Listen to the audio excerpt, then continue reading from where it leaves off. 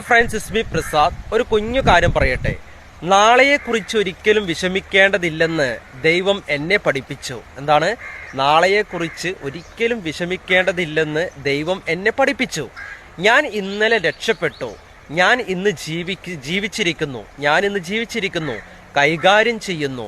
ദൈവത്തിന്റെ സഹായത്താൽ എനിക്ക് നാളെയെ നേരിടാം. എന്തു വന്നാലും നമ്മൾ ഇങ്ങനെയൊക്കെയാണ് ഒരു ദിവസം നമ്മൾ ചിന്തിക്കേണ്ടത്. അല്ലെങ്കിൽ ഒരു ദിവസം നമ്മൾ കഷ്ടപ്പാടുകളെ പറ്റി മാത്രം ചിന്തിക്കുക. അല്ലെങ്കിൽ നാളെ എന്നുള്ളൊരു ദിവസം നമുക്ക് വരികയാണെങ്കിൽ ആ ദിവസത്തിൽ സംഭവിക്കാത്ത ദുരന്തങ്ങൾ വരെ നമ്മൾ ചിന്തിച്ച് നമ്മുടെ മനസ്സിനെ വിഷമിപ്പിച്ചു, നമ്മുടെ മനസ്സിനെ മലിനമാക്കിക്കൊണ്ടിരിക്കുകയാണ്. അതുകൊണ്ട് നിങ്ങൾ മനസ്സിലാക്കുക, നാളെയെക്കുറിച്ച് ഒരിക്കലും വിഷമിക്കേണ്ടതില്ലെന്ന് ദൈവം എന്നെ പഠിപ്പിച്ചു. ഞാൻ ഇന്നലെ രക്ഷപ്പെട്ടു, ഞാൻ ഇന്ന് ജീവിച്ചിരിക്കുന്നു, കൈകാര്യം ചെയ്യുന്നു. ദൈവത്തിന്റെ സഹായത്താൽ എനിക്ക് നാളെയെ നേരിടാം. എന്തു വന്നാലും എന്നത് നിങ്ങൾ ചിന്തിച്ചു കൊണ്ടിരിക്കൂ.